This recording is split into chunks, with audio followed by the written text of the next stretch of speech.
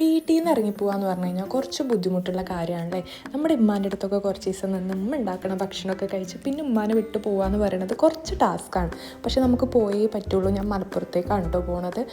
എനിക്ക് റെയിൽവേ സ്റ്റേഷനിൽ എത്തുമ്പോൾ എന്നും ഓർമ്മ വരുന്ന കാര്യം എന്ന് പറഞ്ഞു കഴിഞ്ഞാൽ ഞങ്ങൾ 4ാം ക്ലാസ്സിൽ പഠിക്കുമ്പോൾ സ്കൂളിൽ നിന്ന് ട്രിപ്പ് കൊണ്ടുവന്നിരുന്നു റെയിൽവേ സ്റ്റേഷനിലേക്ക് ട്രെയിൻ കാണാൻ വേണ്ടിയിട്ട്. അപ്പോൾ അവിടെ സൈഡിൽ ഇരുന്നിട്ട് ആ യാത്ര പോണ ആൾക്കാർക്ക് ടാറ്റ കൊടുത്തതൊക്കെ എന്നും ഓർമ്മ വരും. അന്ന് എൻ്റെ ഏറ്റവും വലിയ സ്വപ്നമായിരുന്നു ഒന്ന് ട്രെയിനിൽ യാത്ര ചെയ്യാൻ പറ്റിയിരുന്നെങ്കിൽ എന്നുള്ളത്. പിന്നെ കുറച്ച് ഒരു 6ാം ക്ലാസ്സൊക്കെ എത്തുമ്പോഴത്തേനും എൻ്റെ കസിൻ്റെ കല്യാണമായി. അവളെ കല്യാണം കഴിച്ചത് ട്രിവാൻഡ്രത്തോട്ടായിരുന്നു. അതായിരുന്നു എൻ്റെ ഫസ്റ്റ് യാത്ര. ഭയങ്കര അടിപൊളിയായിരുന്നു എന്ന് വെച്ച് കഴിഞ്ഞാൽ അന്ന് അങ്ങനെ ആഗ്രഹിച്ചിട്ടുണ്ട് ആ ട്രെയിനിൽ നിന്ന് ആരെങ്കിലും എന്തെങ്കിലും ഒന്ന് വാങ്ങിച്ച് തന്നിരുന്നെങ്കിൽ കഴിക്കാനെന്നൊക്കെ. ഇന്ന് പക്ഷേ യാത്ര എന്നും ട്രെയിനിലായി. ഇതാണല്ലേ നമ്മൾ പ്രതീക്ഷിക്കാത്ത കാര്യങ്ങളൊക്കെ ആയിരിക്കും നമ്മുടെ ലൈഫിൽ നടക്കുന്നുണ്ടാവുക.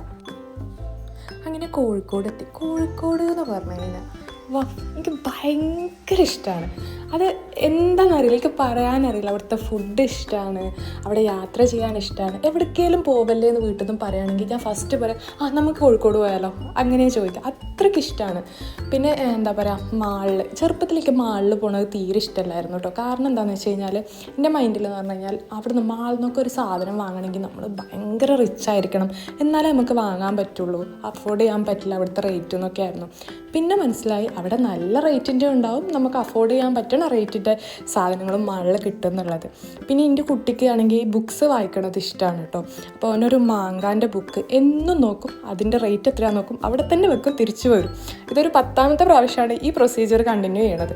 അവസാനം അവൻ്റെ ആഗ്രഹപ്രകാരം ഒരു ബുക്ക് വാങ്ങി, ഖാലിദ് ഹുസൈൻ്റെ ബുക്ക്. പിന്നെ നമ്മൾ എവിടെയൊക്കെ പോയാലും വീട്ടിലെത്തിയിട്ട് വീട്ടിലത്തെ ഒരു ഭക്ഷണം അത് വേറെ തന്നെയാണ് അല്ലേ.